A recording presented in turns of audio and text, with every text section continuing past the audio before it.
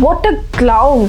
This is what a sitting minister of Maldives had to say about our Indian Prime Minister. But what exactly happened? What triggered them to make such a derogatory comment about one of the most powerful leaders in the world? For those who wish to embrace the adventurer in them, Lakshadweep has to be on your list. With this caption, PM Modi posted few pictures of him being in the beaches of Lakshadweep, and the hatred started pouring in. But why did a social media post from the Prime Minister of India with the intention of promoting Indian tourism triggered the people of Maldives? Neither the Prime Minister of India nor any other Indian officials made any kind of reference to Maldives. All they did was to promote the tourism in Lakshadweep, which is an integral part of India. So where is this hatred actually coming from? Every year, approximately 17,58,000 tourists visit Maldives, and out of that 2.1 lakh people are from India, and that comes around 12% of the total number of tourist arrivals in Maldives. India has been consistently holding the second position in the tourism market share of Maldives. Even when the pandemic hit in 2020, nearly 63,000 Indian tourists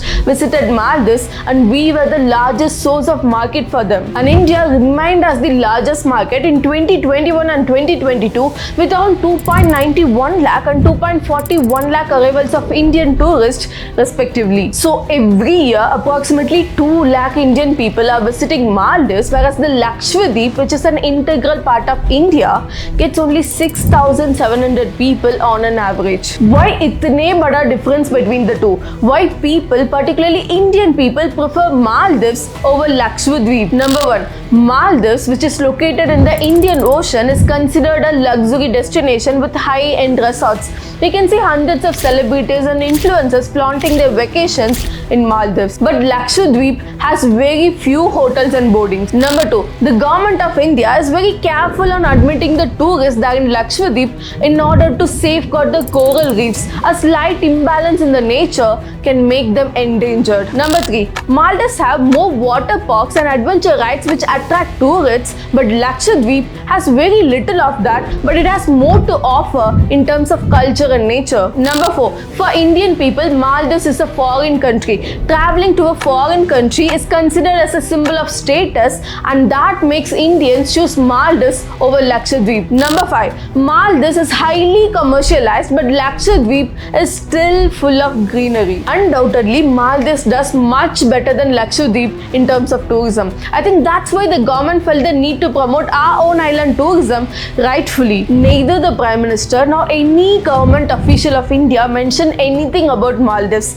All they did was to post pictures of PM Modi in Lakshadweep showing its beauty. But a deputy minister of Maldives, Mariam Shurna, replied in a very cheap manner for that post. What a clown! The puppet of Israel, Mr. Narendra Diver, with a life jacket. Zahid Ramis, who calls himself a member of the Progressive Party of Maldives, tweeted, "The move is great. However, the idea of competing with us is delusional. How can they provide the service we offer? How can they be so clean? The permanent smell in the rooms will be a biggest downfall." But the irony is, 1,77,585 people work there in Maldives as immigrants, and out of that, with 28,840 workers, India stands in the second place. And then a video was posted with the caption, "Shitting in public places is a part of Indian culture, and because of that, India cannot compete with Maldives." I think this is the lowest anybody can go. And this is not the first time Maldives expressed its anti-India sentiments. In 2020, a nationwide campaign started in Maldives called India Out, which spread across like a wildfire. The reason for the India Out campaign was the presence of Indian military in the Maldives, which according to the locals was a threat. They basically wanted to throw out the Indian soldiers who were there in Maldives to operate and manage the 2 helicopters and aircraft which were given to Maldives by India. India and Maldives shared very friendly ties in the past. Then why suddenly this anti-India campaign happening? In 2013, the PPM party was in power in Maldives, and that party leader, Abdullah Yamin, was biased in favor of China. So to please the Chinese, his government started engaging in the anti-India slogans and policies. policies. I think it's time to remind what all India did for Maldives at their crucial period. Number 1, Mission Coptus. A Maldivian businessman, Abdullah Lutfi, along with the help of Sri Lankan LTTE, tried to overturn the Maldivian government. The Maldivian president Gayoom's life was in danger, and he asked the help of many countries including Singapore, Pakistan, US and even UK, and all of them refused to help. And finally, when they asked India immediately sent its army and successfully rescued the president. And we should remember one more thing. Instead of trying to take advantage of the situation, India withdrew its forces as soon as the situation was controlled. Number 2, India was the first one to send help to Maldives during the 2004 tsunami.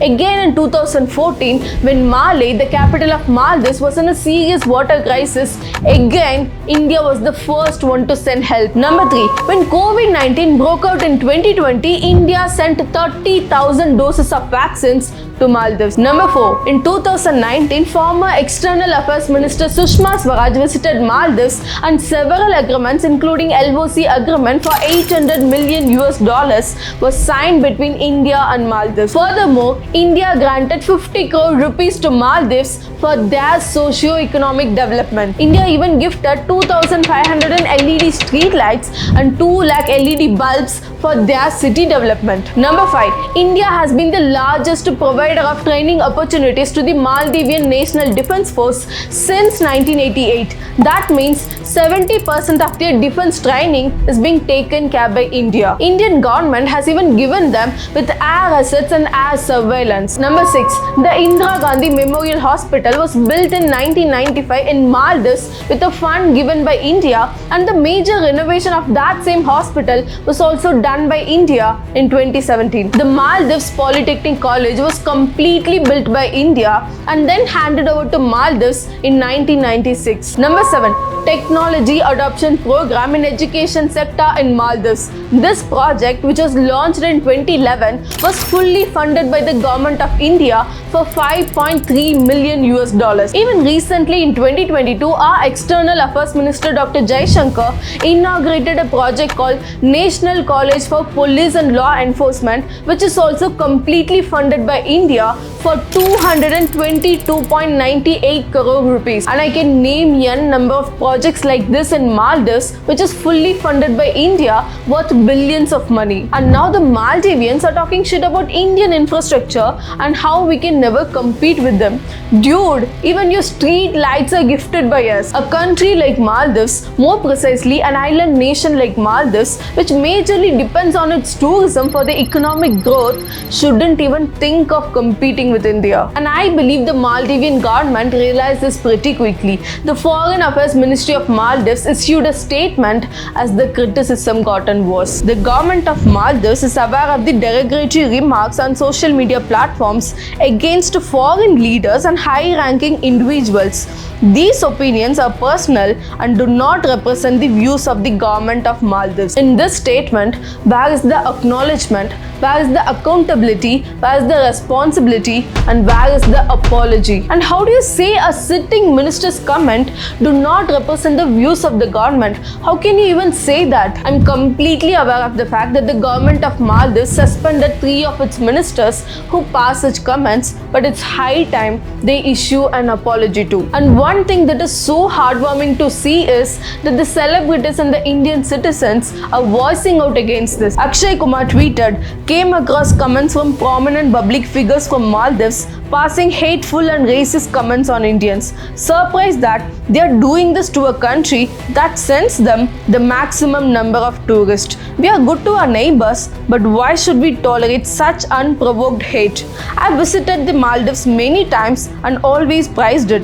But dignity first. Let us decide to explore Indian islands and support our own tourism. Right after that, the top celebrities of India started tweeting about it one by one. Amitabh Bachchan, Salman Khan, Kangana Ranaut, Ranveer Singh, Shraddha Kapoor, Sachin Tendulkar and many such people. And Ease My Trip, a travel company which is made in India, went one step ahead and suspended all its flight bookings to Maldives. And as of 8th January, over 10,000 hotel bookings and 5,000 flight tickets to Maldives have been cancelled by Indians alone. And finally, boycott Maldives has been trending so crazily. And for me, this unity is really overwhelming to see. You know, there's a saying, never forget the one who helped you out when everyone else were making excuses. And that is exactly what Maldives has done to India.